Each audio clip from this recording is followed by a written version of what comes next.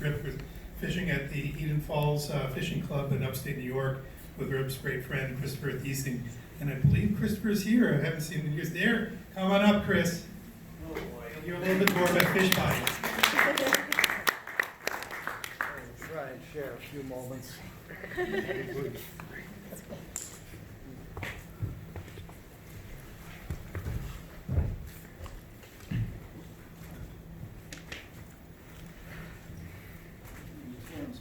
put together a real shindig here, I gotta say. That was wonderful, it really was. And it kind of helps us to put closure to this whole thing. We were really hurt and devastated. My prayers went out to all of you, and Amy, and the entire family. Wished I'd got to know more of you a little bit better. But glad to see us all here today, friends and family. I wrote down a few things here, and Tony and I have been back and forth with it, so I'll do my best to keep it to 1,000 words, 5 minutes. I first met Rip while working on a film about my professor at SUNY New Paltz, Dr. Heinz Meng. Dr. Meng is, or was known as the father of falconry in America, professor, author, and avid falconer for 75 years. That year was 1979. Rip was scheduled to be the interviewer and narrator for our film, Falconer's Return. While filming, of course, he just happened to mention that he just loved the outdoors, fishing and hunting. So, of course, I had invited him to come up to our club, located in the Catskills. We went to visit in 1980. And when we arrived, of course, this was a day when there was a work party. We were repairing a bridge just above the camp there, so we had no choice. We were trapped. And the club members were working on the repairs to the wooden bridge over the small stream. So we had to park my 1966 International Scout on the small one-way dirt road, as you might remember, and all the bumps and whatnot. And of course, we began to shovel. And Mike Nichols, was not to be confused with the graduate director, by the way, joined us for the journey that day. And Mike was himself a really dapper urbanite, wearing his Oxford shoes, slacks, and sports jacket. Immediately, Mike, as we all knew him, began to make jokes about the work. Well, your dad just dug right in. He just grabbed the shovel. Yeah, what do we need done? That was who Rip was. Of course, we had a club president at the time, Gunther, the tough old carpenter by trade, the ghost of his time in World War II POW camp, haunted him. His physical wounds had hobbled him. But he began to question me about my guests, and I explained to him that they were friends and would only be here for the day visiting. And Mike, of course, smart ass, he turned to Gunther and asked if we would be busy all day or would the members eventually take a break. Not knowing or caring who Mike was, Gunther gave it to him in stereotypical authoritarian German fashion. So Mike sarcastically asked if he was the Gestapo on duty and, of course, began to goose step away. Thus began an unforgettable afternoon, I assure you. But later that day, I had the opportunity to show Rip and Mike parts of the Neversink River, specifically Round Eddy. And as we proceeded to fish together, 3 casts, 3. Rip had landed 2 beautiful trout, much like the ones you saw in that film, that home film. I love that, by the way. I got to get a copy of that. Right there for sale at the door later. I really would like to get that. For you. You the man. But I just couldn't believe that luck that day. I was glad it happened in such a dramatic way. It really was. But on our way back up the hill from the river to the club, Rip asked if we were taking on any new members. He then reached into this overstuffed, I'll never forget, a black tattered wallet and pulled out a blank check, which all dog-eared and worn. He just looked at me, how much? I told him, I said, well, we've got to talk to the other members, and of course Gunther, because I knew Gunther had an issue. But I had approached Bill Usher, a.k.a. Uncle Bill, who was always neat in appearance, blue-collar, hard-working metal fabricator, and then my dad.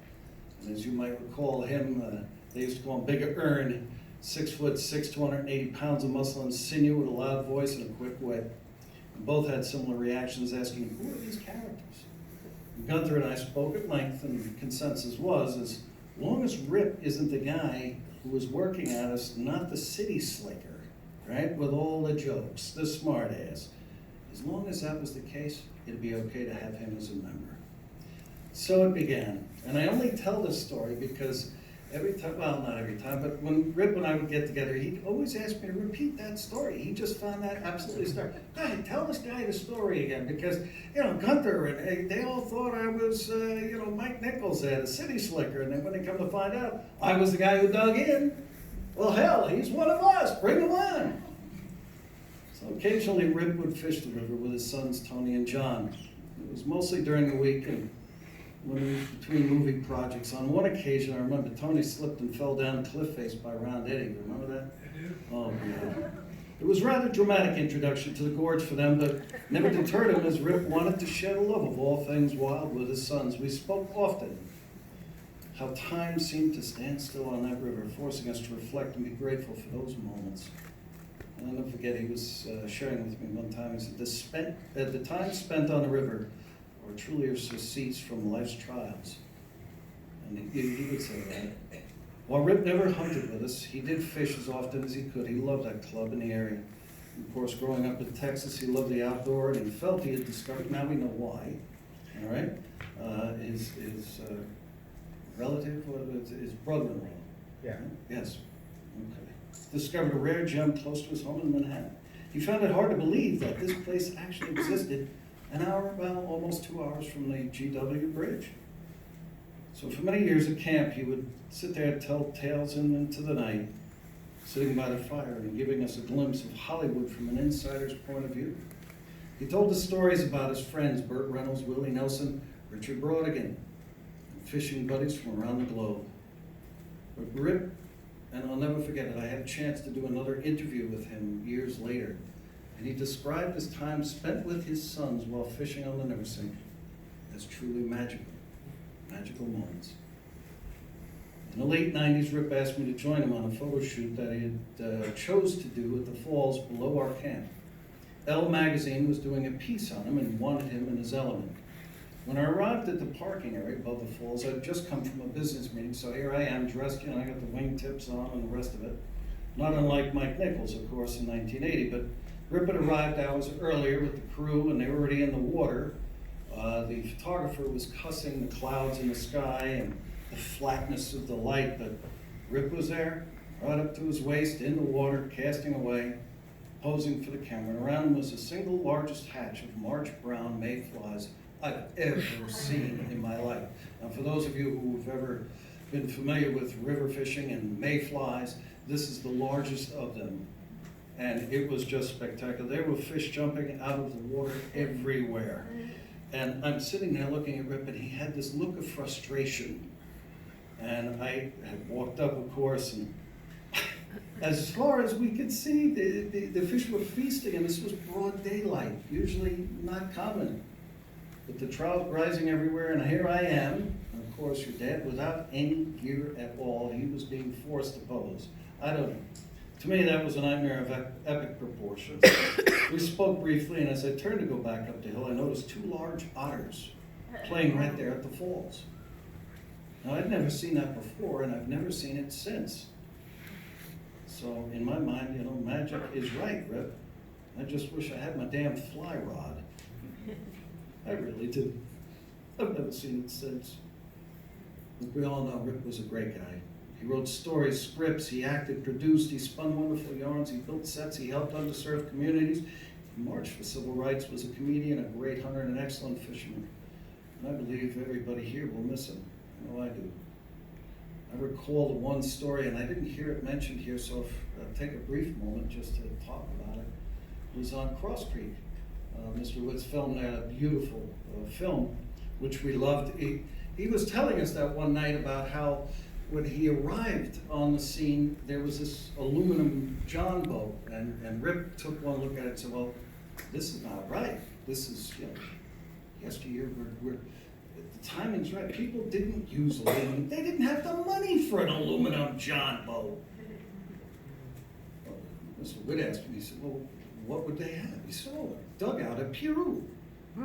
So, where are we going to find one? Well, a couple of the PAs, I guess, went around asking people, looking all over hell and high water. They couldn't find one. So, of course, what did your dad do, right? What did Rip do? He built it. That's right. He asked for the tools.